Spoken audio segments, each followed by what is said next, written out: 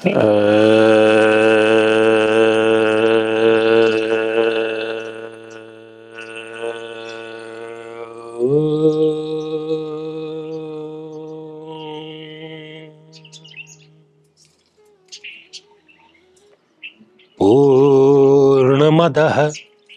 पूर्णमिदं पूर्णात् पूर्णमुदच्यते पूर्णस्य पूर्णमादाय पूर्णमेवावशिष्यते।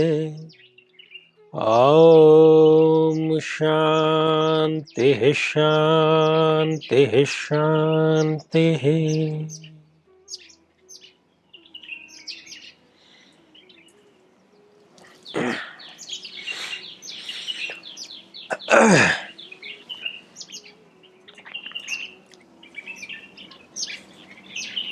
गुरुदेव, मुझे प्यार में 2 बार धोखा मिला है।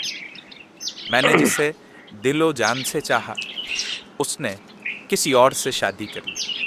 अब क्या करूं?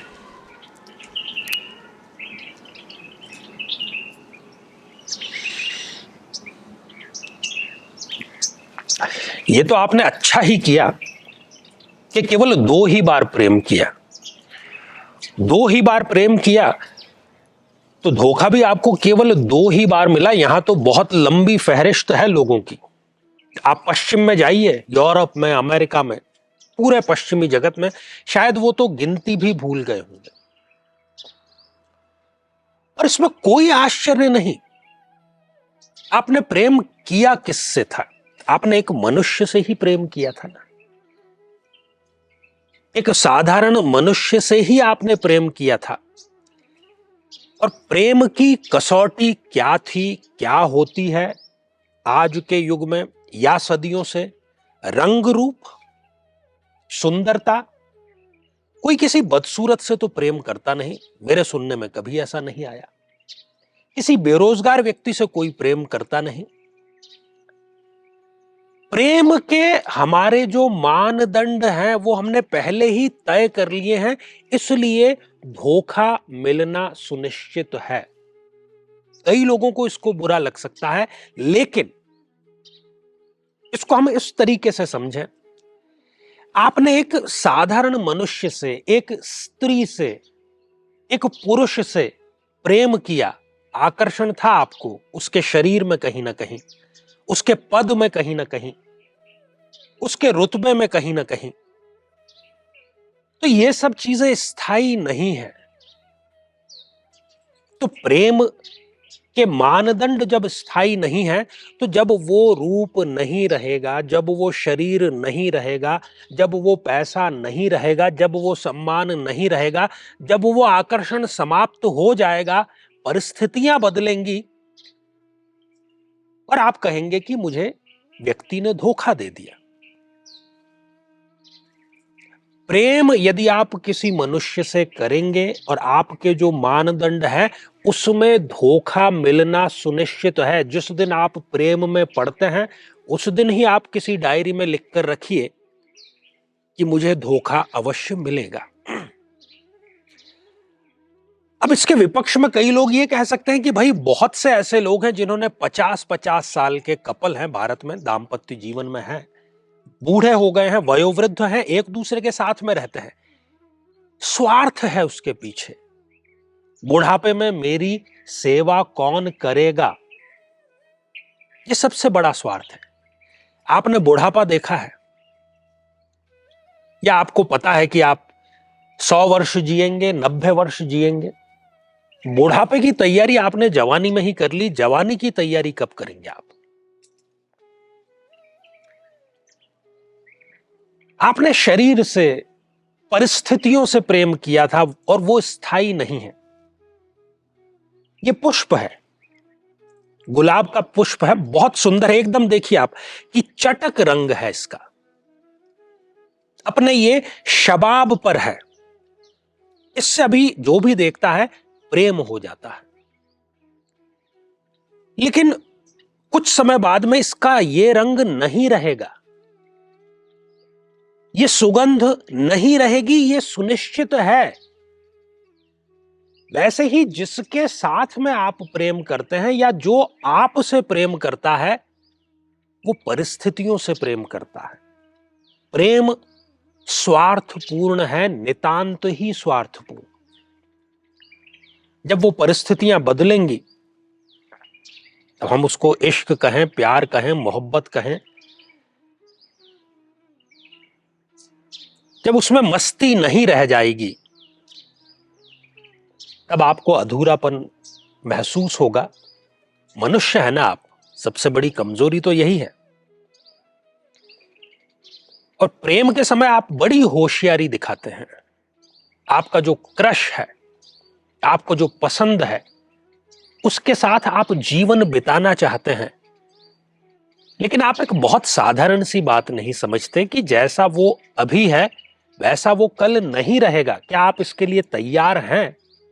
और अभी तो जोश में आप कह भी देंगे कि मैं तैयार हूं, लेकिन जब वास्तव में वो परिस्थितियां सामने आएगी, तब आप परिस्थितियों के सामने सरेंडर करेंगे और यही रोना रोएंगे कि मुझे प्रेम में धोखा मिल गया।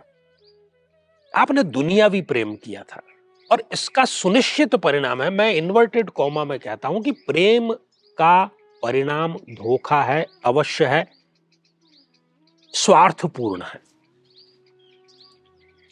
आप भटके हुए लोग हैं, आप बिछड़े हुए लोग हैं। किससे?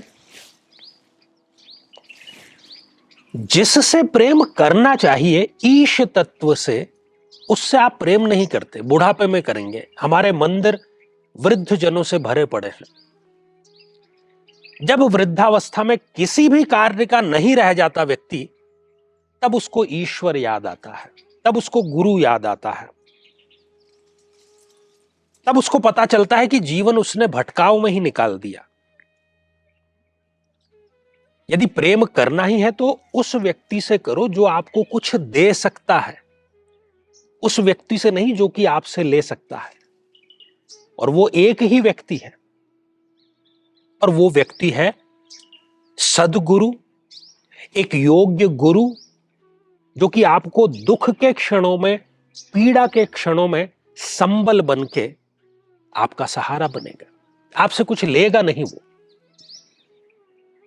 आपके दुखों का, पीड़ा का बाईपास बन करके आपके पास जो आने वाले दुख हैं, वो पहले गुरु से गुजरते हुए आएंगे। लेकिन कुछ सौभाग्यशाली व्यक्तियों को ही ऐसा सौभाग्य, ऐसे योग्य गुरु मिलते हैं। हम गलत रास्ते पे हैं। प्रेम से हमारी अपेक्षाएं बहुत ज्यादा है, शारीरिक प्रेम से, पैसों से। धोखा खाएंगे आप, बार बार खाएंगे, और बार बार यही डिप्रेशन होगा। आंखें खोलिए अपनी। और क्या सुंदर बात कही है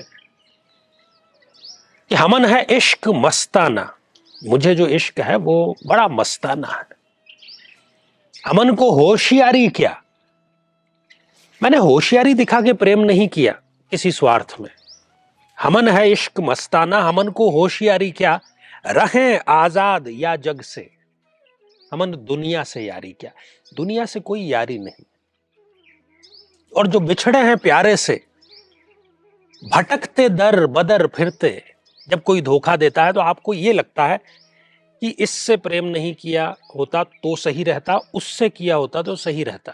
स्कूल में जो मिला था वो ज्यादा सही था, उसने मुझे प्रपोज भी किया था, उससे मैंने शादी नहीं की। विश्वविद्यालय में जो मिला था वो बड़ा सही था, अरे उसके साथ रहते तो समझ में आ जाता। आप किसी से भी प्रेम में पड़े, इस दुनिया में किसी को भी चुन लें आप। लोग विश्व सुंदरी को छोड़ रहे हैं, अब इससे बड़ा तो क्या आपको उदाहरण दिया जाए।